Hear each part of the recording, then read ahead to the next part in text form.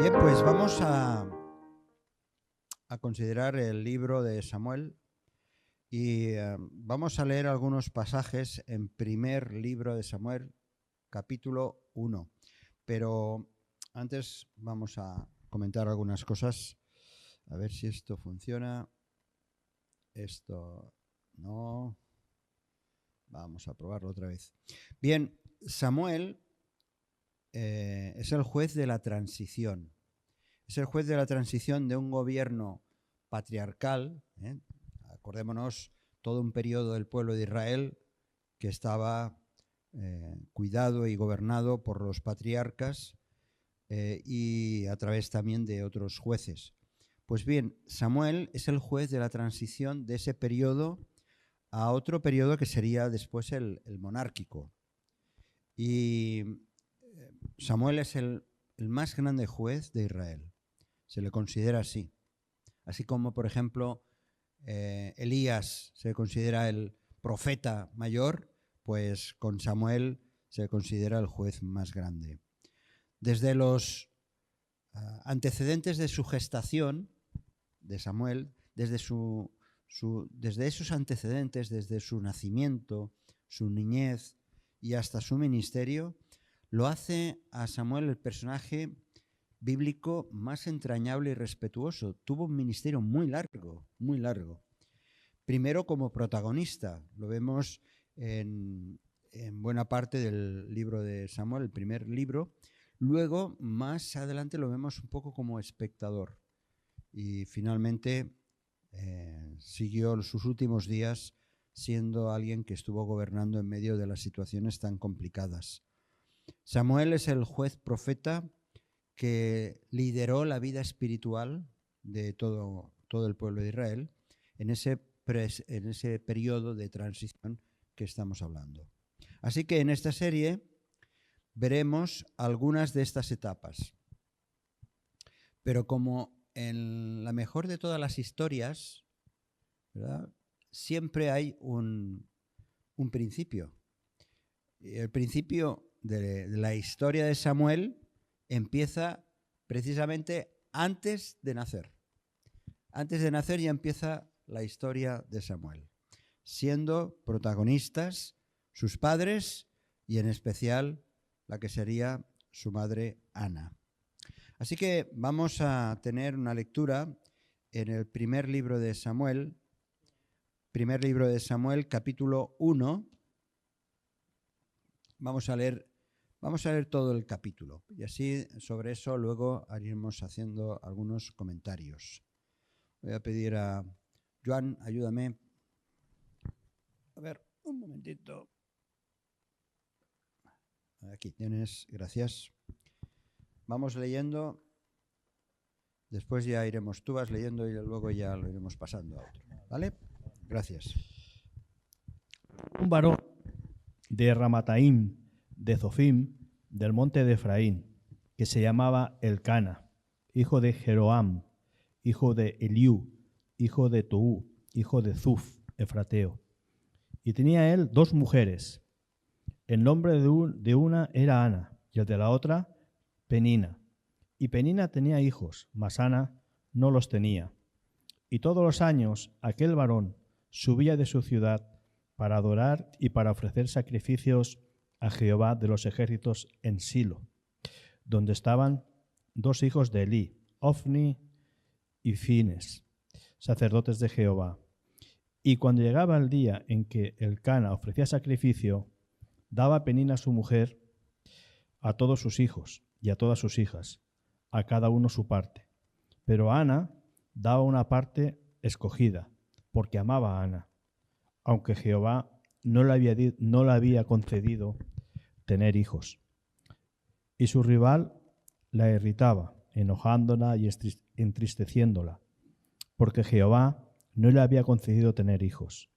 Así hacía cada año. Cuando subía a la casa de Jehová, la irritaba así, por lo cual Ana lloraba y no comía. Y Elcana, su marido, le dijo: Ana, ¿por qué lloras? ¿Por qué no comes? ¿Y por qué está afligido tu corazón? ¿No te soy yo mejor que 10 hijos? Y se levantó Ana después que hubo comido y bebido en Silo, y mientras el sacerdote Elí estaba sentado en una silla junto a un pilar del templo de Jehová, ella, con amargura de alma, oró a Jehová y lloró abundantemente. E hizo voto diciendo: Jehová de los ejércitos, si te dignares mirar a la aflicción de tu sierva y te acordares de mí, y no te olvidares de tu sierva, sino que dieres a tu sierva un hijo varón, yo lo dedicaré a Jehová todos los días de su vida, y no pasará navaja sobre su cabeza. Pasamos la lectura al versículo 12. Desde aquí, Marina. Mientras ella oraba así reiteradamente delante de Jehová, Elí estaba observando la boca de ella. Pero Ana hablaba en su corazón, y solamente se movían sus labios, y su voz no se oía, y Elí la tuvo por ebria. Entonces le dijo Elí: ¿Hasta cuándo estarás ebria? Digiere tu vino. Y Ana le respondió diciendo: No, señor mío, yo soy una mujer atribulada de espíritu. No he bebido vino ni licor, sino que he derramado mi alma delante de Jehová. No tengas a tu sierva por una mujer impía, porque por la magnitud de mis congojas y de mi aflicción he hablado hasta ahora. Elí respondió y dijo: Ve en paz, y el Dios de Israel te otorgue la petición que le has hecho. Y ella dijo: Halle tu sierva gracia delante de tus ojos. Y se fue la mujer por su camino y comió, y no estuvo más triste. ¿Sigo? Puedes pasar a... Sí, por favor. Versículo 19. L'endemà va matinar i després d'adorar el Senyor van emprendre el retorn cap a casa seva a Ramà. Quan el Canà es va reunir amb la seva muller Anna, el Senyor es va recordar d'ella. Quan el Canà es va unir amb la seva muller Anna, el Senyor es va recordar d'ella. Acomplert el temps de l'embaràs, Anna va infantar un fill i li va posar el nom de Samuel, perquè deia: l'ha demanat el Senyor. Aquell home, el Canà, va pujar amb tota la seva família per oferir al Senyor el sacrifici anyal i complir la promesa. Fins on? Segueix. Però Anna, Sí. o sigui, va pujar amb la seva família al Senyor el sacrifici de cada any per complir la promesa.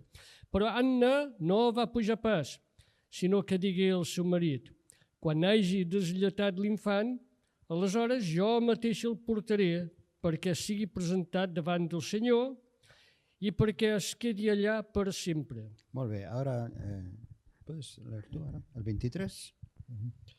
Y el Cana, su marido, le respondió: Haz lo que bien te parezca, quédate hasta que lo destetes, solamente que cumpla Jehová su palabra. Y se quedó la mujer y crió a su hijo hasta que lo destetó. Después que lo hubo destetado, lo llevó consigo, 3 becerros, un efa de harina y una vasija de vino, y lo trajo a la casa de Jehová en Silo. Y el niño era pequeño. Y matando el becerro, trajeron el niño a Elí. Y ella dijo: Oh, Señor mío, vive tu alma, Señor mío, yo soy aquella mujer que estuvo aquí, junto a ti, orando a Jehová. Por este niño oraba, y Jehová me dio lo que le pedí. Yo, pues, lo dedico también a Jehová todos los días que viva. Será de Jehová, y adoró allí a Jehová. Muy bien, muy bien. Desde luego esta oración, parte de la oración que hemos leído, la oración de Samuel, la oración de Ana, nos muestra algo que olvidamos a menudo, y es que todo lo que tenemos, todo lo que recibimos de parte de Dios es un préstamo de Dios. Ana pudo haber tenido muchas razones para ser una madre posesiva, pero cuando Dios contestó su oración, ella, como hemos leído al final de este capítulo, cumplió su promesa de dedicar a Samuel al servicio del Señor. Ella descubrió que el gozo más grande en tener un hijo era regresárselo total y libremente a Dios. Nadie más se lo pidió. Ella entregó su maternidad, esa maternidad preparada para hacer lo que tocaba a todas las madres deben hacer, más tarde, más temprano, que es dejar ir a los hijos. Es una de las cosas que más nos cuesta a los padres, ¿no? Que vuelen, ¿no? Que vuelen. Pero ella, desde su petición, ya tenía en su pensamiento esa idea. Dejar que volase, pero volase para servir al Señor. Cuando no es así, cuando la madre es una madre posesiva, en este caso estamos hablando de la madre, pues más tarde o más temprano surgen problemas dentro de la familia, incluso a los descendientes. En el fondo, esta cuestión no es solamente un tema de madres o padres, es algo que nos afecta a todos y es uno de esos valores perdidos en nuestra sociedad, que es el de la generosidad. La generosidad. La generosidad es un acto de entrega de lo que tienes, de lo que es tuyo, de lo que te pertenece y lo compartes para hacer el bien a otros. Eso es generosidad. Ser generoso es bendecir, hacer bien a otra persona, a otra situación. Ahora mismo, por ejemplo, tenemos aquí un montón de cajas que van a ir para Cuba y queremos bendecir, hacer bien a otras personas compartiendo algo, ¿no? Eso es generosidad. El máximo exponente de la generosidad, ¿quién es? Jesucristo, ¿no? Jesucristo que lo dio todo por amor a nosotros. Bien, esta madre entregó, como luego iremos viendo algunos detalles, a su hijo, a Samuel, al servicio del Señor. Es un acto de bondad, es un acto de bondad, de misericordia. Pablo, el apóstol Pablo, leemos en Gálatas capítulo 6, versículos 9 y 10, Pablo lo recuerda a los creyentes de Galacia y dice así. A ver, ¿quién lo tiene? Por favor, que lo lea. No nos cansemos, pues. Sí, coge, por favor, tomar el micro desde aquí. Ah, sí, gracias. No, de abajo no, de aquí. Sí, gracias. No nos cansemos, pues, de hacer bien, porque a su tiempo segaremos, si no desmayamos. Así que, según tengamos oportunidad, hagamos bien a todos, y mayormente a los de la familia de la fe. Hagamos bien a todos. Dice, según tengamos oportunidades, y es que oportunidades tenemos continuamente de hacer el bien, de mostrar generosidad. Bueno, vamos, Ana fue una ferviente creyente. Eso lo tenemos bien interiorizado para nosotros los creyentes, los cristianos que llevamos tiempo y que conocemos esta historia. Ana fue una ferviente creyente, eficaz en la oración, luego veremos algunos aspectos, dispuesta a cumplir su promesa, que eso es importante, que prometemos muchas cosas, aunque el precio iba a ser muy costoso, desprenderse de su hijo, y es un ejemplo de elección de vida, en la que Dios escucha y contesta las oraciones. Dios está preocupado por el oprimido, por el afligido, y eso lo vemos muchas veces en las Escrituras, hay muchos casos. David abrió su corazón muchas veces a Dios ante sus problemas. El Salmo 25 dice, mírame y ten misericordia de mí, porque estoy solo y afligido. David abrió muchas veces su corazón delante del Señor, mostrando su necesidad y acudiendo a Él. Nos acordamos también de la historia de aquella mujer griega que se acercó a Jesús, una mujer que su hija estaba endemoniada y Dios, en este caso Jesús de una manera directa, obró en sanidad, liberando a aquella muchacha de esa posesión demoníaca. Y lo hizo por pura misericordia hacia esa mujer que ni siquiera era judía, era una mujer de origen griego o gentil. Bueno, Ana mostró quién era esa madre, pero también como esposa. Hace 3.000 años, más de 3.000 años, Ana tuvo ese encuentro personal con Dios y mediante su dolor y tristeza, Él no solo le cambió a ella, sino que eso ha tenido y tuvo una trascendencia hasta nuestros días y nosotros somos resultados también de mujeres como Ana. No solo afectó a la historia de los judíos, puesto que el que nació nada menos que fue, como luego veremos en los próximos días, a Samuel, ese juez tan querido y valorado, sino que también nos llega a afectar a nosotros por generaciones. Así que lo que sí es cierto es que Ana vivió en un tiempo, en una época convulsa del pueblo de Israel, pero había un remanente fiel. Decía al principio que Samuel representa ese juez de transición de los patriarcas a la monarquía. Y en ese tiempo era un tiempo convulso y no todo el pueblo de Israel realmente era fiel. Pero sí había un remanente fiel y entre ellos estaba, en ese pueblo, en ese remanente fiel, estaba Ana.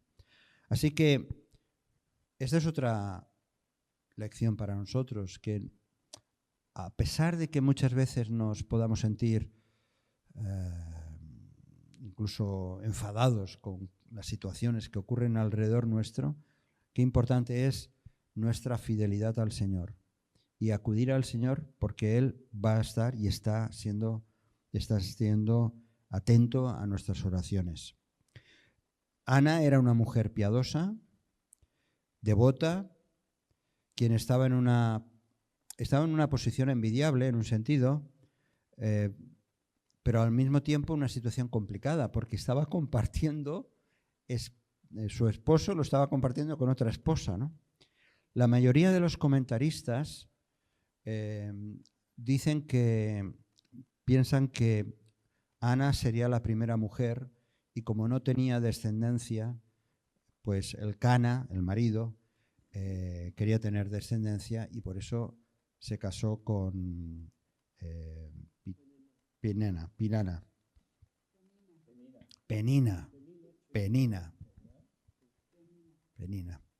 Depende de la versión, ¿eh?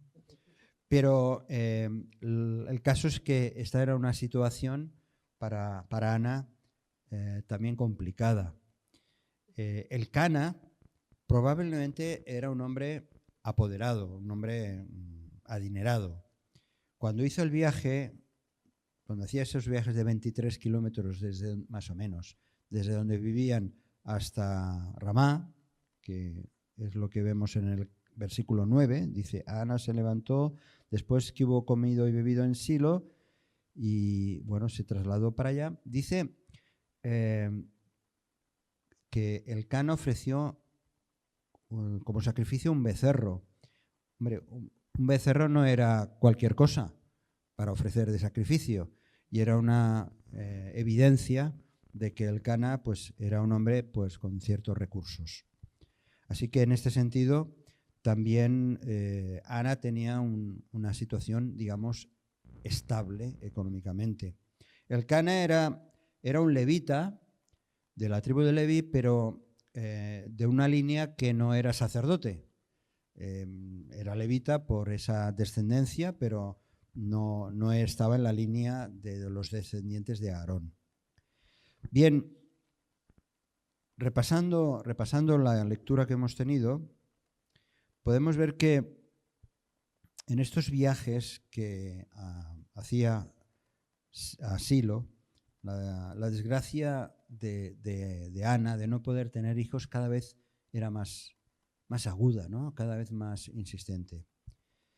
Nos ocurre también a nosotros que cuando un problema se alarga, cuando un problema nuestro se alarga con el tiempo, parece que nos angustiamos más. O sea una cuestión de salud, sea una cuestión económica, de relaciones, algo que se ha generado y se va alargando en el tiempo y parece que cada vez es una losa mayor, ¿verdad?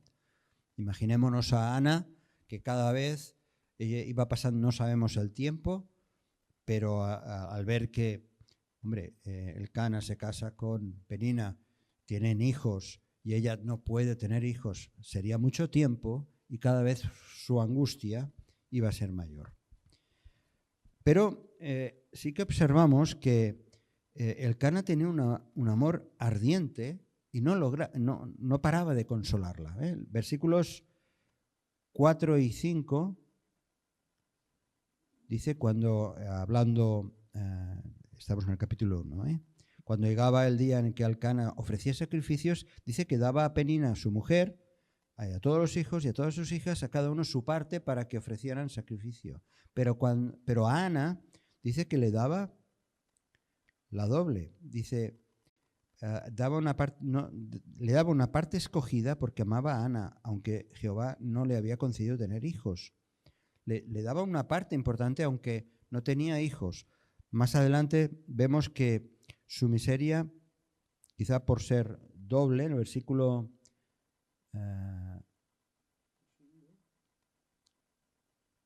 le daba el doble, es el sin, ¿no? Sí, no, pero hay en otro momento dice que le daba el doble. Un poco era, no solamente por ti, demostraba el amor que Elcana tenía hacia Ana, que no solamente le daba la parte de Ana, sino que le daba el doble como si tuviera un hijo para que fuera también el sacrificio de parte del hijo. Lo cual indica que Elcana la quería consolar, no le reprochaba nada y estaba pendiente. Pero pendiente de Ana, pero el problema de Ana era que también tenía una persona tóxica, como decimos ahora, ¿no? Que era Penina. Y Penina le estaba dando la lata, dice, y su rival, versículo 6, su rival la irritaba, enojándola y entristeciéndola. O sea que tenía ahí, como decimos, un corcón, tenía alguien detrás que le estaba siempre fastidiando. Mira, tú no tienes hijos, yo tengo hijos, y a mí me quiere más, y cuántas cosas le diría esta mujer, fastidiando y causándole todavía más dolor a Ana. Estamos rodeados de personas así, siempre hay alguien que nos está dando la lata, que no hay manera. Antes me comentabas, Joan, ¿no?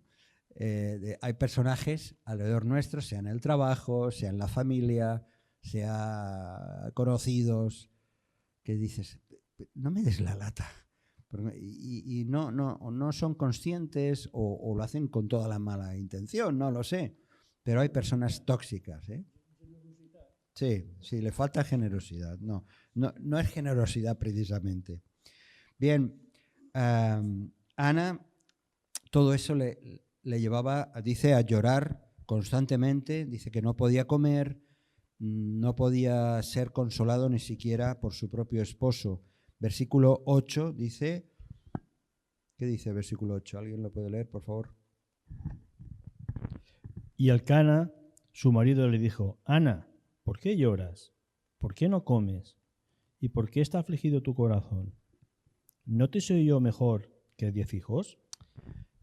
Fijaos que Ana, pobre Elcana, para demostrar su amor, pues ya como decía antes, hasta le daba el doble de porción del sacrificio, lo suficiente para 2 personas, ¿no? Pero esto no le ayudaba tampoco a Ana, perdón. No le ayudaba a Ana. Ana fue al único que realmente podía satisfacer su necesidad. Ella se dirigió al Señor. Se dirigía al Señor y en una amargura de alma ella derramó su corazón a Él delante del Señor en el tabernáculo y prometió que si le daba un hijo, lo dedicaría por completo a Él. Ana entendía claramente que Dios es el soberano, que Dios tiene las respuestas, que Él comanda los ejércitos de los cielos y también está pendiente de la vida de sus siervos, de sus hijos, de la misma manera que lo estaba pendiente de Israel, como luego en el Cántico, en el capítulo 2, podemos ver algunos aspectos, luego al acabar lo leeremos, el cántico de Ana. No solamente ella creía en ese Dios todopoderoso de Israel, sino que también tenía el poder para responder a su petición.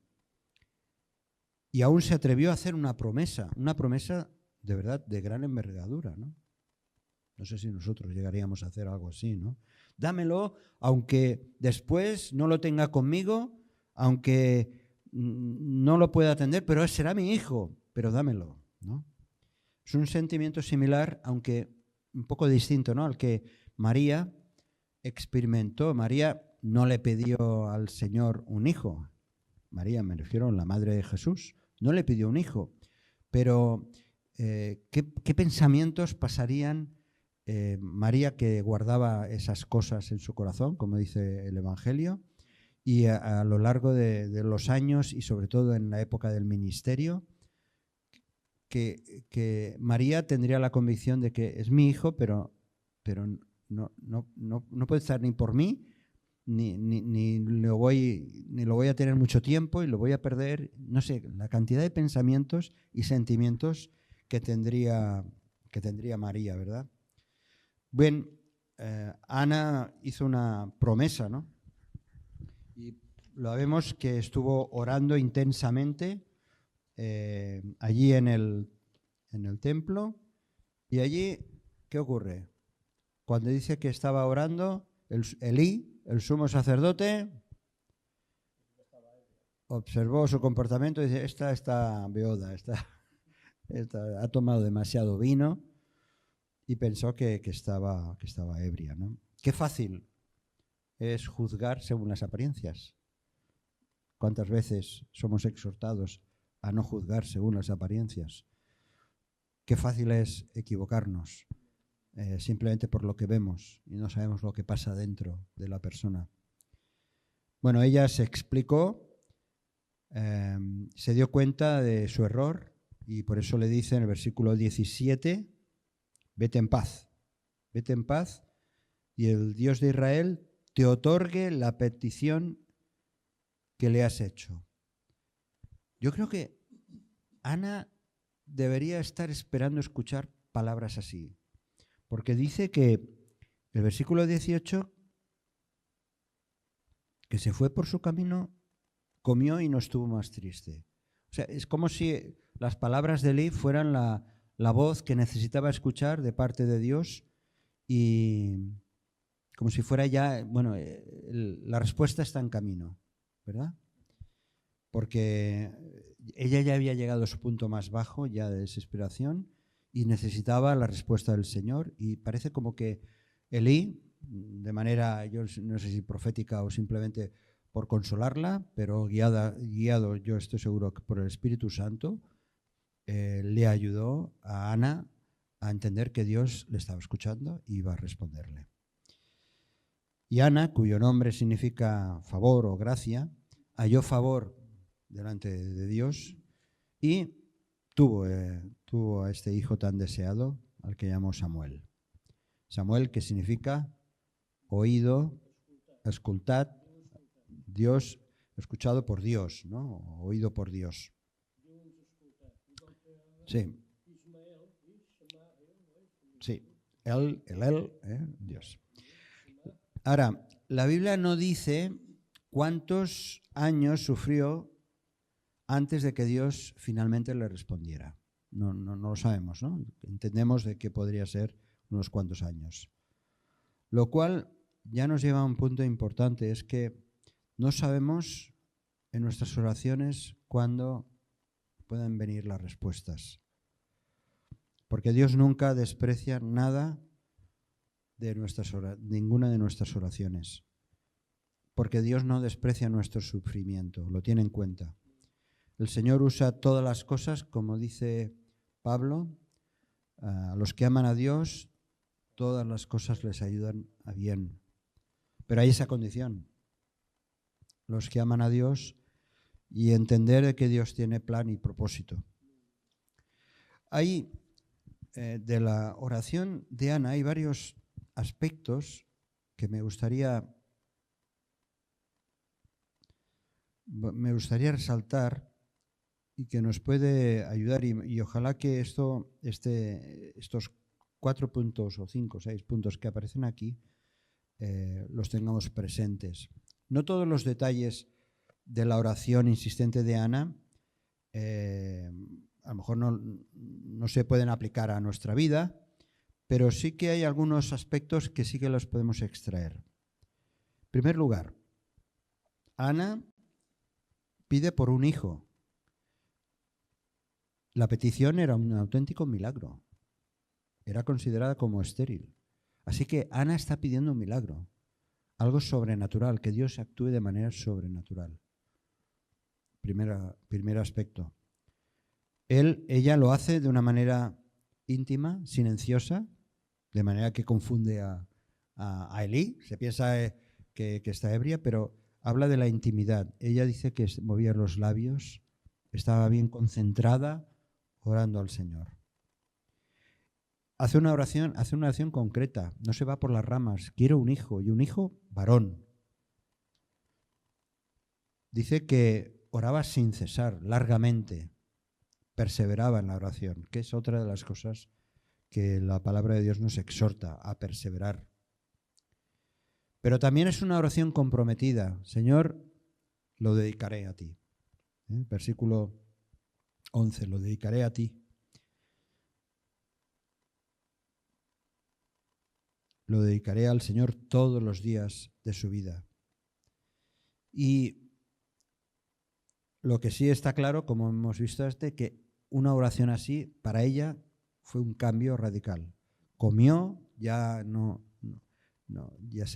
esa angustia de no tener ni apetito, ya pasó a tener una paz y una tranquilidad que llevó a comer y ya no estuvo triste. Y como resultado de todo eso, Ana obtiene la respuesta. Y eso es lo que hemos leído desde el versículo 19 al 28. La respuesta es el ser engendrado Samuel. Llegó finalmente Ana a ser madre y fue madre realmente por fe. Se nos presenta pues el relato de una mujer estéril que llega a ser madre y con ello se completa su papel y su vocación y su decisión de ser madre delante de Dios. En algunos aspectos, Ana nos recuerda también a Sara, pero en otros términos distintos, la Sara de Abraham. Sara, en otros, es un poco la antítesis, porque Sara, cuando oye que va a ser madre, ella le da un ataque de risa, ¿no? Le da risa. Y es Abraham el que tiene la fe. En el caso del Cana, no vemos un hombre, vemos un buen hombre que cuida de la esposa, pero no le vemos, a lo mejor él en algún momento también oraría por Ana y que tuviera un hijo y tal, no lo sabemos. Pero no vemos en lo que está escrito en la Escritura, no vemos esa fe que Ana tenía ni que Abraham tuvo con la promesa del nacimiento de Isaac. Así que sí es cierto que hay ciertos paralelismos. Lo que sí está claro es que la fe de Abraham también estaba en Ana, esa fe que espera todo del Señor.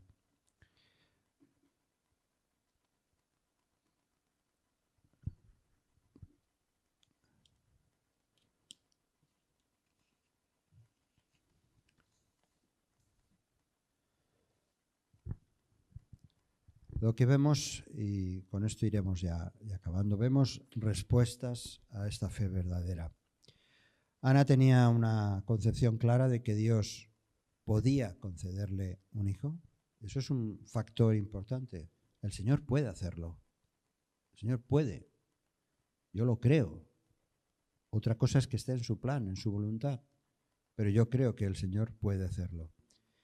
Nuestra generación tiende a confiar, y nosotros también, muchas veces a confiar en la ciencia, en las circunstancias, y nos olvidamos muchas veces que es Dios quien rige los destinos de los hombres.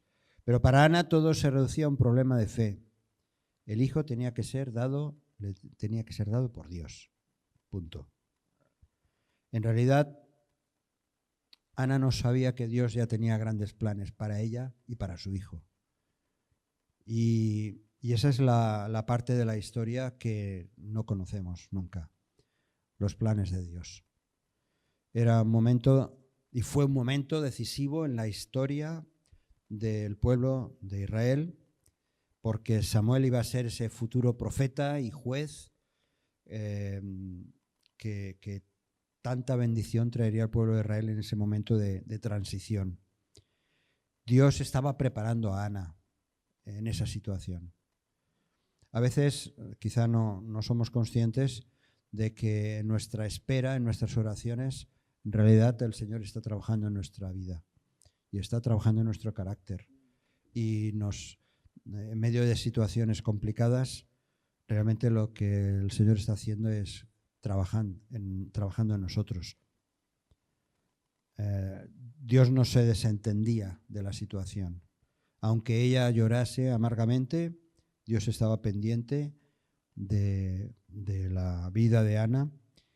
Y eso también nos lleva al otro punto, es que Ana estaba también pendiente de Dios. Su mirada estaba puesta en el Señor. Lo estábamos diciendo el otro día, ¿no? Nuestra mirada puesta en Jesús. Bien, había llegado otra vez el tiempo en que Elcana y Ana iban a Silo para las festividades y lo que fue amargura, al final fue alegría y cumplió con su promesa. Ana cumplió con su promesa. Su deseo era que su hijo se dedicase al Señor y lo llevó desde el principio. Ana se aferró al Dios vivo. Es una petición contestada. El Señor le dio a Samuel. Dios se acordó de Ana. Y aquí hay este detalle que aparece en el versículo 11. Dice, versículo 11, si te dignares mirar a la aflicción de tu sierva y te acordares de mí. El Señor se acuerda de Ana, por supuesto. Y la palabra acordar quiere decir grabar en la memoria. Acuérdate, está grabado en mi disco duro y está grabado en el corazón de Dios. Dios dice en Génesis que se acordó de Noé cuando la situación de Babel estaba fatal. Dice, por lo menos, no es que Dios fuera un despistado y dice, ay, ahora me acuerdo de fulanito. No. Es una manera de que entendamos que Dios estaba pendiente. Y dice con Noé que Dios se acordó. Con Abraham también, lo leemos en Génesis. También se acordó de Raquel. ¿Os acordáis de Raquel? Raquel, que también tenía problemas de fertilidad, ¿no? Y dice en Génesis, capítulo 30, versículo 22, que también Dios se acordó de Raquel. Dios se acuerda de nosotros. Dice el Salmo 103, versículo 14. Salmo 3, versículo 14.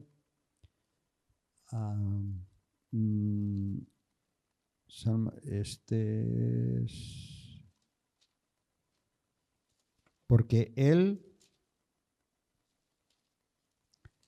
esta no es la cita que aparece aquí, no es Isaías 43, 25. Dice Salmo 103, versículo 14. Porque Él conoce nuestra condición, se acuerda de que somos polvo. Salmo 103, 14. El Señor se acuerda de nuestra condición, sabe muy bien que somos nada, somos polvo. Lo único que no se acuerda el Señor de los pecados.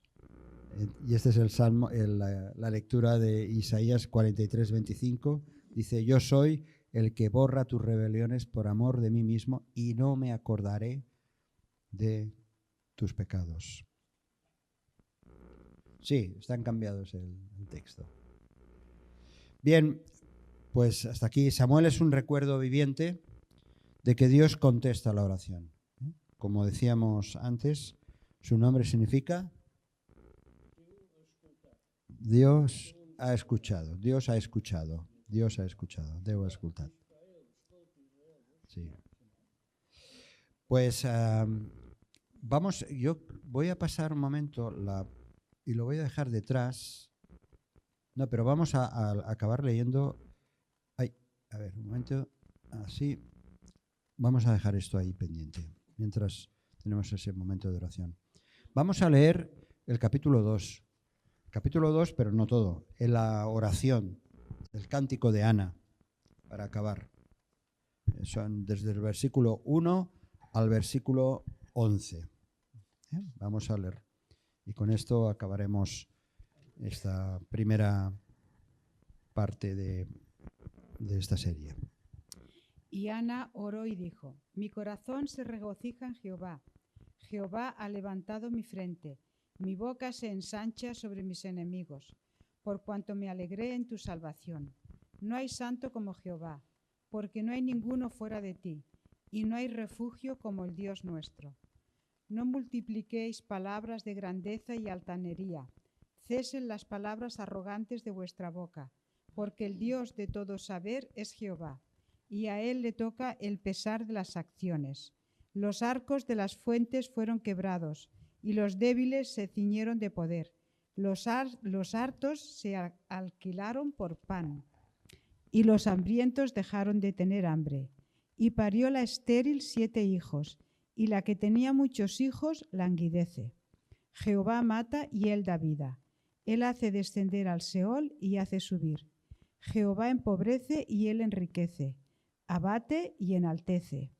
Él levanta del polvo al pobre, y del muladar exalta al menesteroso, para hacerles sentarse con príncipes y heredar un sitio de honor. Porque de Jehová son las columnas de la tierra, y él afirmó sobre ellas el mundo. Él guarda los pies de sus santos, mas los impíos perecen en tinieblas, porque nadie será fuerte por su propia fuerza. Delante de Jehová serán quebrantados sus adversarios, y sobre ellos tronará desde los cielos. Jehová juzgará los confines de la tierra, dará poder a su rey, y exaltará el poderío de su ungido. Y el Caná se volvió a su casa en Ramá, y el niño ministraba a Jehová delante del sacerdote Elí. Precioso cántico, donde Ana está evidenciando el poder y la sabiduría de Dios, y que Dios está por encima de todo. Él da la vida y la quita, y Él levanta del polvo al pobre y exalta al menesteroso. Pues damos gracias al Señor por el que tenemos. Este Dios es el mismo de Ana, es el mismo hoy. No ha cambiado, sigue siendo todopoderoso y sigue estando pendiente de nuestras vidas. Amén. Amén. Si este mensaje te ha bendecido o te ha ayudado en algo, puedes suscribirte a nuestro canal de YouTube. También conocerás nuestra comunidad, la Asamblea Bíblica del Camp de Tarragona, en Cambrils, España, a la que estás cordialmente invitada o invitado. También puedes seguirnos por las redes sociales. Los enlaces los encontrarás aquí abajo y podrás visitar nuestra página, así como conocer nuestros programas radiales y podcasts de Yum Radio. ¿Qué? ¿Te suscribes ya a nuestro canal?